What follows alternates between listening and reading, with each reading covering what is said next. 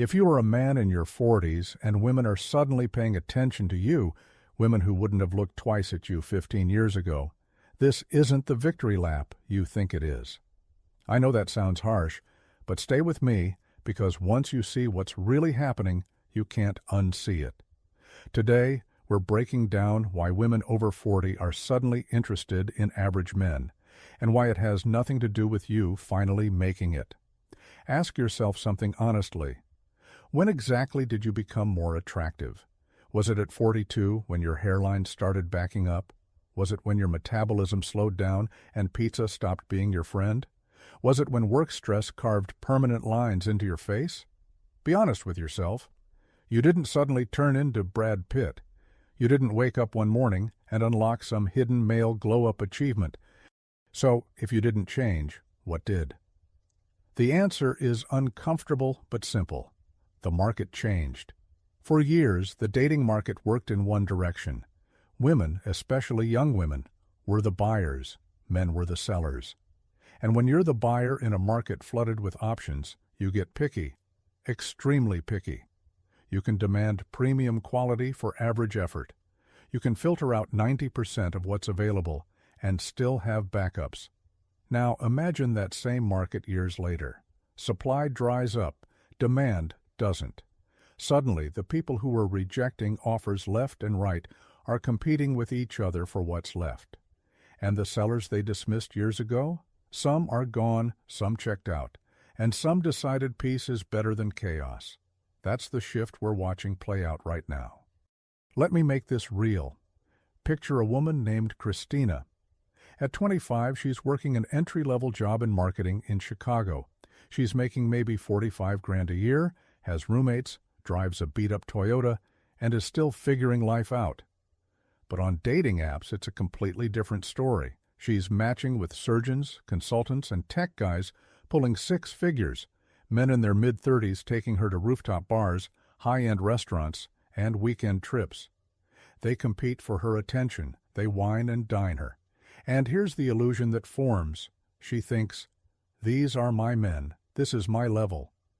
What she doesn't understand, and most women at that age don't, is that attention is cheap, but commitment is expensive.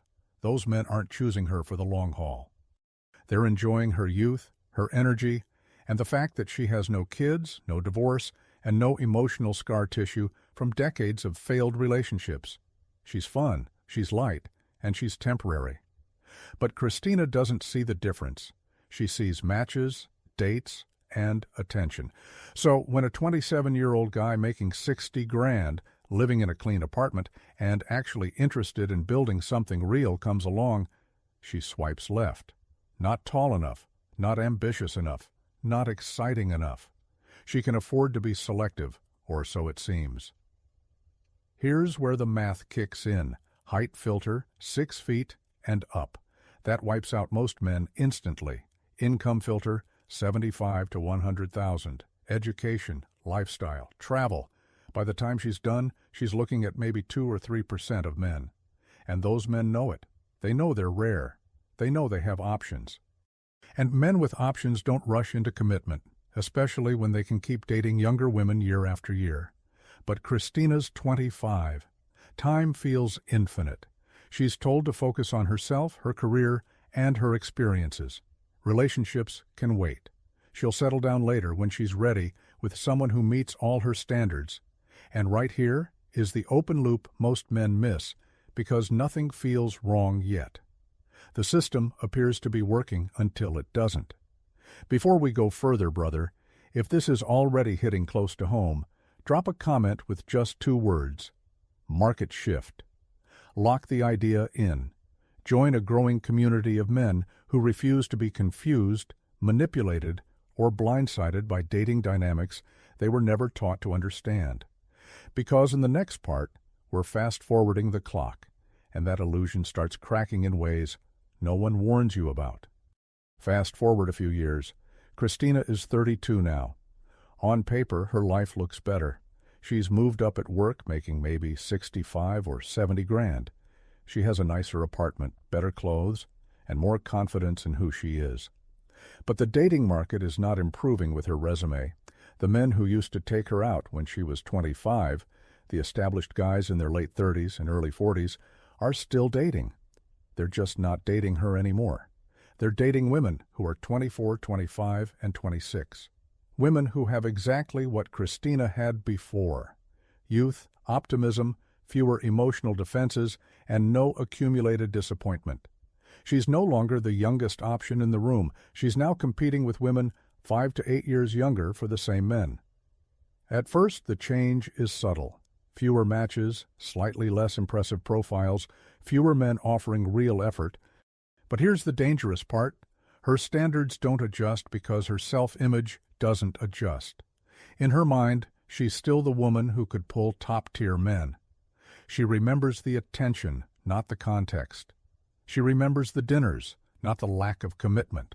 So when the dating apps start delivering men who are solid but unremarkable, guys making 60 to 80,000 stable, emotionally available, and genuinely interested, she still filters them out.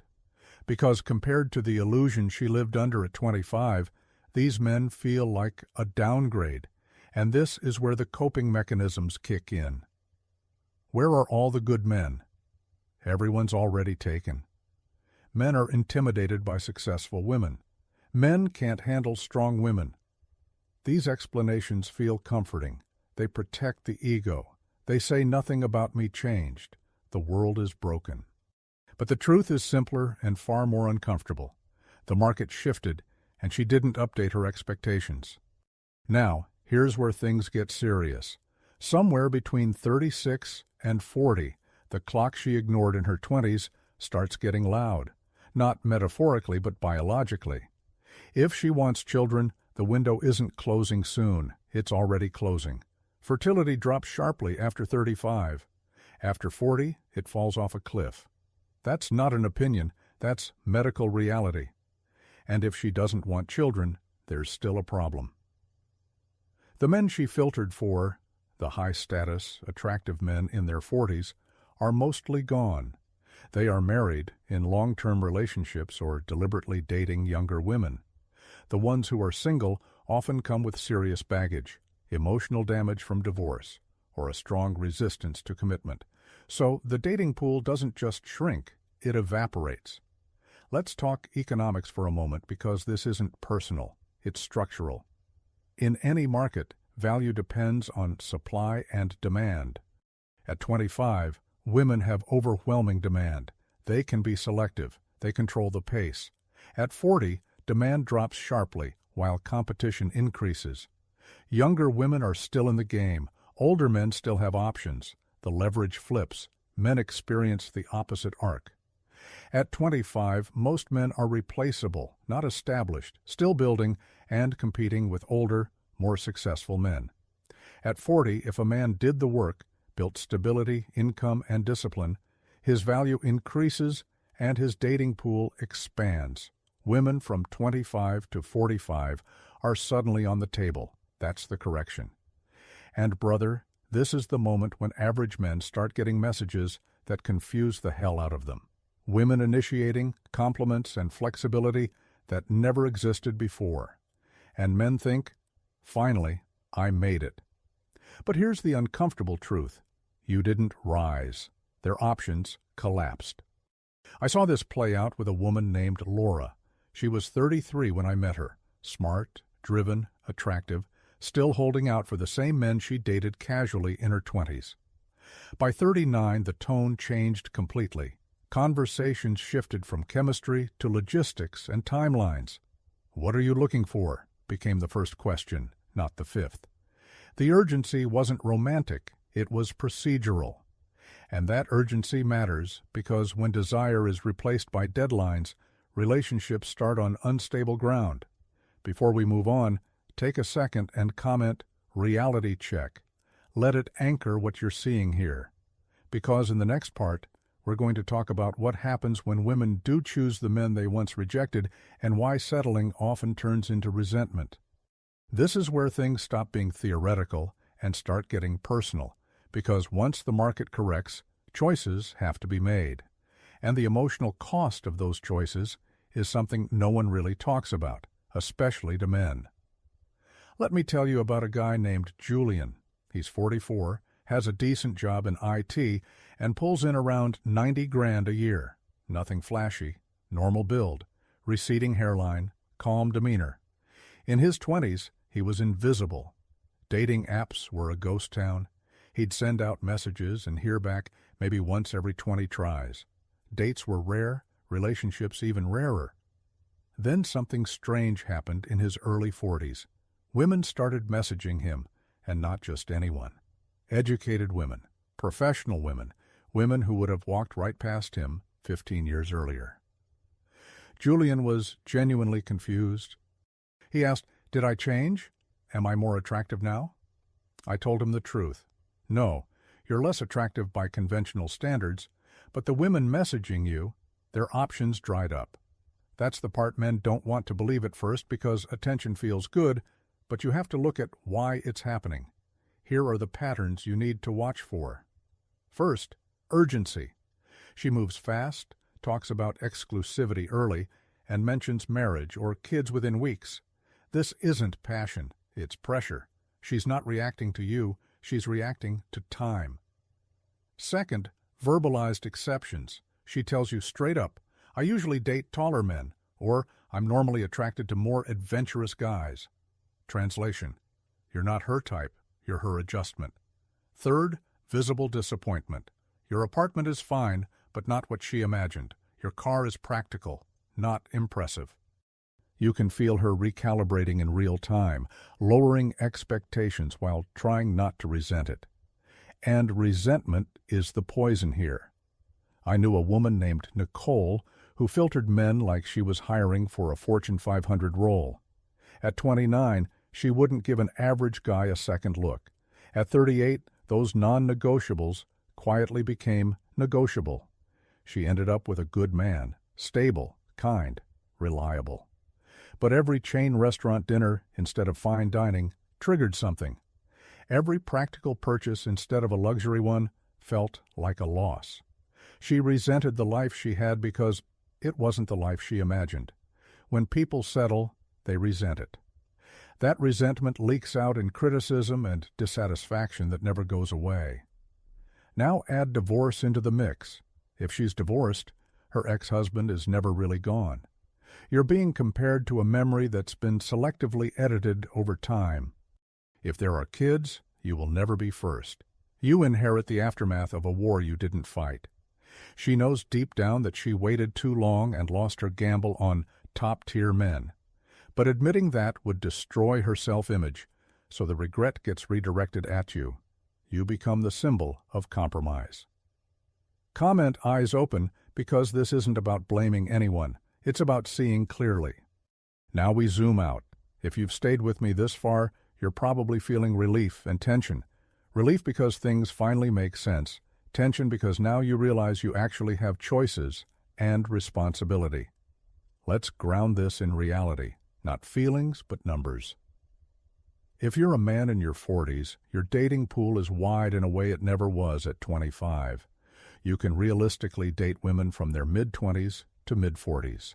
That's roughly a 20-year span. If you're financially stable, emotionally grounded, and reasonably healthy, you are viable across that entire range. That alone is power most men never experienced when they were younger. Now, look at the other side. A woman at 40 is dating in a narrow corridor. Most desirable men her age are taken, dating younger, or extremely cautious. Her realistic pool is maybe 5 to 10% of what it was at 25. That's not cruelty, that's math. And then there's fertility. A woman at 25 has a 1 in 4 chance of pregnancy per cycle. At 40, it's 1 in 20. By 45, it's below 1%. Men don't face that same cliff. A man can father healthy children well into his 40s and 50s. This asymmetry shifts everything. It creates urgency on one side and optionality on the other. So when a woman over 40 suddenly takes interest in you, understand this clearly. You are not her dream. You are her reality. There's a difference. That doesn't mean she can't grow to care about you, but don't lie to yourself about what you represent. Urgency is not flattery. Fast timelines are not romance. Pressure is not desire. The mistake men make is confusing attention with validation. Just because someone is willing to choose you now doesn't mean you're obligated to choose them back. You have 3 real options. Option 1, date women your age. This can work if you enter with eyes open to the potential baggage and resentment. Option 2, date younger women. If you're established, women in their late 20s or early 30s may find you highly attractive for your stability and leadership. The dynamic is often cleaner and more organic. Option 3, stay single. Protect your peace and invest in your life. You don't owe anyone a relationship just because interest finally showed up. The common thread is conscious choice. Dating markets are economic systems governed by supply, demand, and value. Youth and fertility have value. Resources and stability have value. These preferences are evolutionary and ancient. What changes is who holds leverage at different stages. Women have it early, men who build gain it later. If you're a man in your 40s and women are noticing you, don't romanticize it. Understand it. Use it wisely. Demand genuine desire, not deadline-driven selection. Demand respect, not quiet resentment. You deserve to be chosen because someone wants you, not because their alternatives ran out. Before we close, if this perspective resonated, comment, "My choice." Claim it. If this breakdown of the hidden dynamics in modern dating has changed the way you view your own value and the world around you, then you are exactly where you need to be. We are here to uncover the truths that society often tries to gloss over. If you want to stay ahead of the curve and master your own life, make sure to subscribe and like this video. We are building a future based on clarity and strength. The next deep dive into the mechanics of power and relationships is coming soon. Don't miss it.